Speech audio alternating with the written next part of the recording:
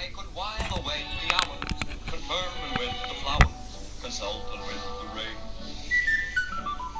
And my head I'd be scratching while my thoughts were busy hatching if my Right. only had a brain. I'm going to do a book review of the infamous Unmasking Lucy Letby by Judith Moritz.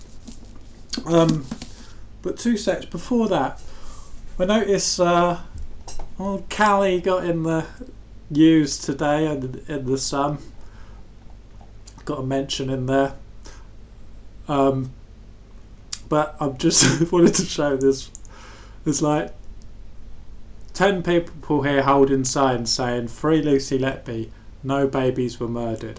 And there's not much in the article, but it reads, "The reasons for supporting Letby are often unclear." Often unclear. 10 people holding the sign saying because there were no babies murdered. I wonder what the reasons are. With many online claiming they've always known she was innocent, but offering little by way of explanation. Yeah, I mean, who is it who just writes things like, "She's guilty, bro, trust me"? It's like they've never been on the internet. I don't know. And then this bit here, I liked. "Others have harboured a more warped fascination with the case." Who are they? They're not quoting anyone. They're just, I don't know. And Letby herself, which has led to the odd declarations of love, sexual fantasies, themed by speed dating. Yeah, they've got me. I'm interested in the case because she's blonde haired, blue eyes. Right, no, seriously. Okay, the book, I finished reading it. Honestly, it's not that bad.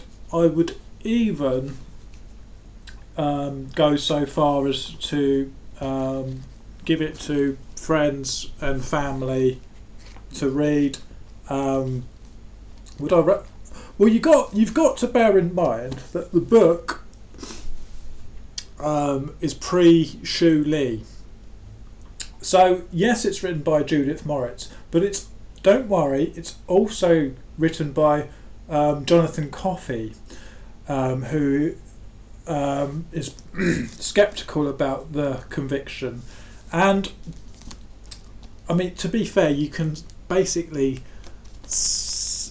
you could almost tell what pages were written by Judith Moritz and what pages were written by Jonathan Coffey.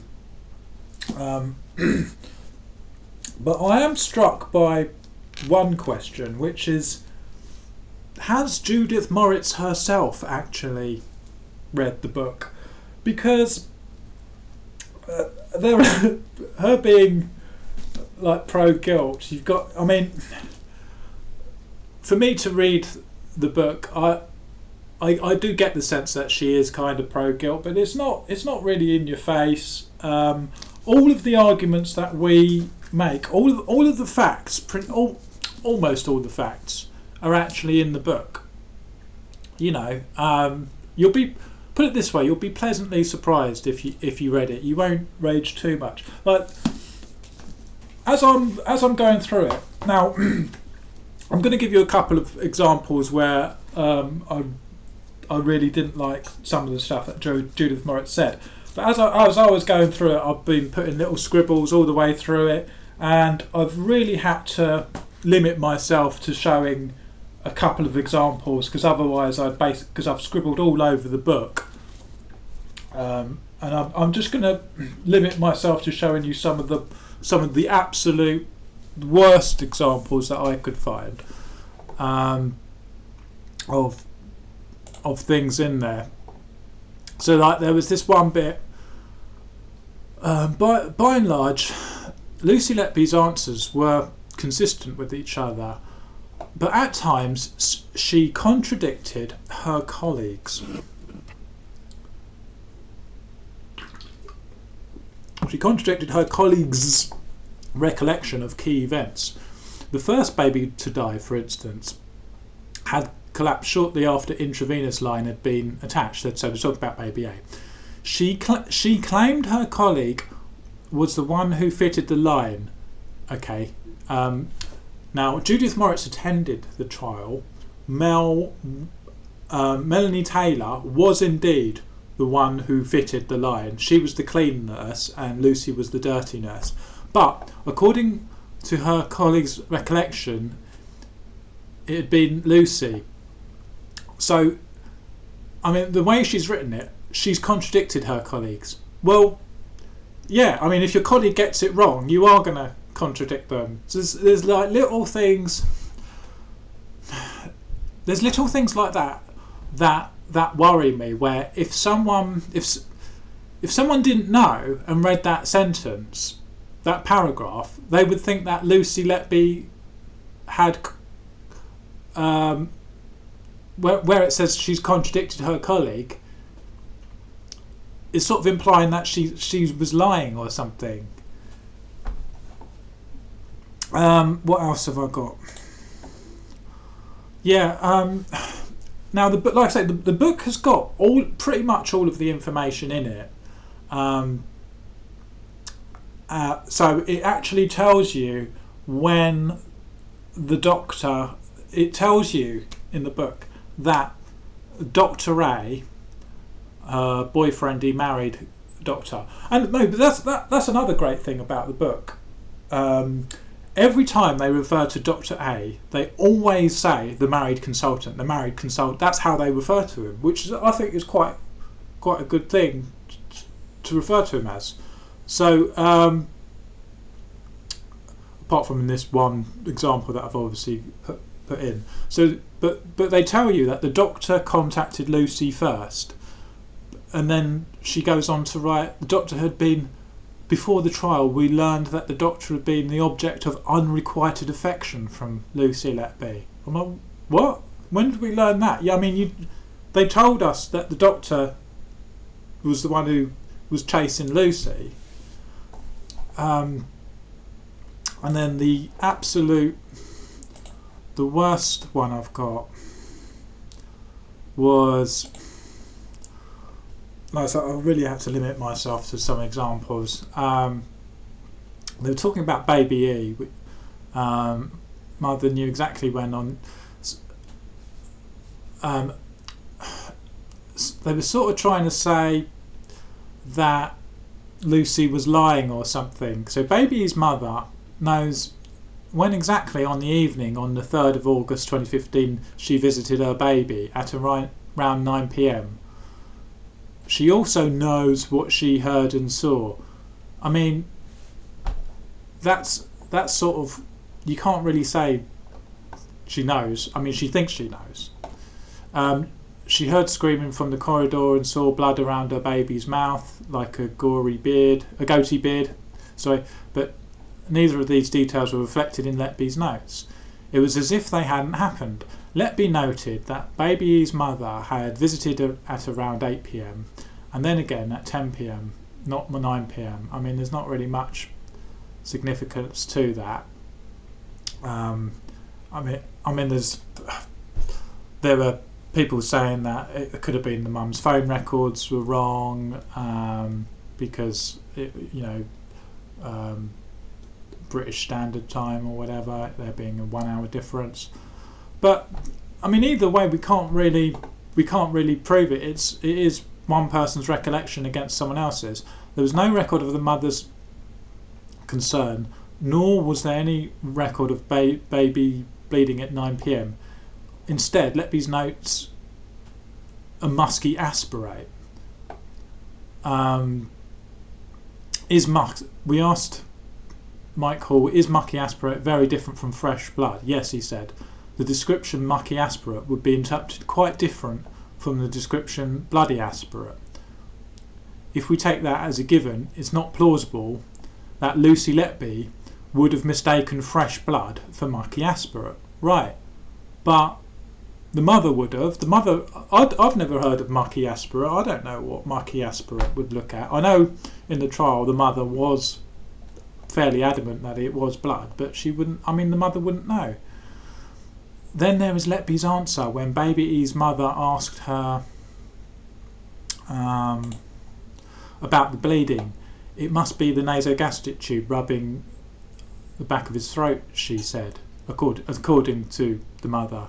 But we know this is untrue. Remember what the prosecution's expert witness Dr. Dewey Evans said: the plastic on the NG tubes in the Council of Chester Hospital was simply too soft to inflict such an injury. Indeed, Letby herself agreed when she was asked about it in the police interview. So why did she say it to Baby E's mother? Well, maybe she didn't. Maybe the mother's misremembering, misinterpreting. And it says, like, this is the thing. This was the bit. Letby's notes for that evening also record that a feed for Baby E had been omitted. This is something that would have been agreed by a doctor, but the doctor concerned has no recollection of agreeing to any such thing. Letby also notes that the mother of Baby E and the registrar on duty that evening had a conversation that neither the mother nor the doctor recalls. Okay, so they can't remember it. In other words, Letby's notes for the evening are inaccurate. So because one person, because they can't remember it, and they're not denying it, they just can't remember it. Therefore, what she's saying is inaccurate. I mean, bearing in mind years have passed since someone allegedly had some conversation about something. I mean, but what worries me, I mean, I can read that, and you guys can probably read that as well, and see the same as me, and it jumps out the page as very biased writing. But what worries me is, would a normal person reading that read some of those paragraphs and believe that Letby was lying? I mean, is that why people keep saying she's a liar? Because Judith Moritz can write sneaky sentences like this? I don't know.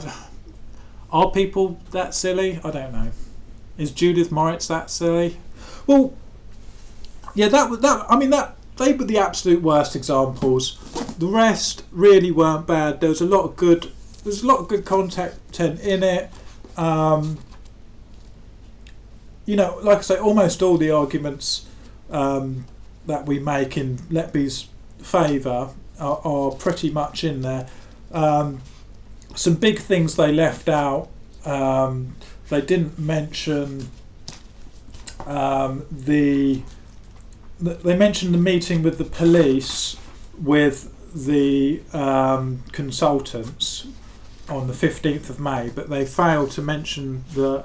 completely failed to mention the meeting 3 days before that with the police had with the execs, where they were going to they were happy to not investigate. And there's one chapter about the trial, and it's sort of believe it or not, there's one chapter on the trial, and it surprised me because, like we say, Judith Moritz attended the trial, so you would have thought that's what the whole book would be about, because she turned up there every day. But you could probably make a whole chapter if I cut out all of the paragraphs where Judith Moritz is describing in great detail about where Lucy Letby is staring and her vacant expression and where her eyes are looking. You could probably make an entire chapter on what Lucy Letby's blank face is looking like when she can't say anything sat in a chair. It's quite bizarre. And like I say, the chapter on the trial was pretty short, and it sort of left me wondering, the jury were given a pad to, like, an iPad or something, so they could look up things they weren't sure about medically wise. I kind of got the feeling, because Judith Morris described the doctors as talking about a load of medical jargon. And to me, when someone uses that term, it kind of feels like they don't understand what the doctors are saying. So maybe they should have given one of these electronic pads that they gave to the jury to the journalists to help understand it. But that said, I mean, they did make up for it afterwards, talking in great medical detail after about C-peptides levels and things. But like I said, I'm actually wondering if Judith Morris herself had read the book, because there are real parts that contradict each other. Like, well, sometimes it gets a little bit repetitive, repeating certain things over and over. And some examples of contradictions are earlier on they describe how, like I say, I'm not going to show the examples, so I set myself a limit of pulling up pages, but what they describe how Letby was on medication because the trial had to be delayed one day because they forgot medication and things, and for antidepressants and such. And then later on, when it came to the retrial, Letby is described as having sat there with a blank face as if she was on medication.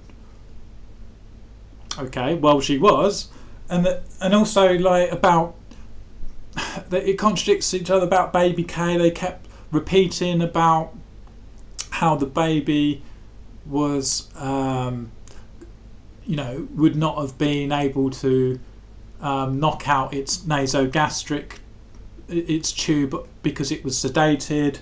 But then it contradicts itself because they describe how the baby had already knocked its tube out several 2 or 3 times before the alleged incident with Ravi Jayaram. So, I mean, like I say, it's as if Judith Moritz hadn't, like I say, you can really tell what parts Judith had written and what parts Jonathan had written, and really Judith could have done with actually reading Jonathan's stuff before she wrote her tripe. But no, on the whole, it's actually not too bad. It ends. I'd say it's very neutral. If anything, it's actually on the favour of innocent. Really, there's nothing. I wouldn't say it's too bad. So no, I definitely won't be burning it. All right. Okay. Thanks.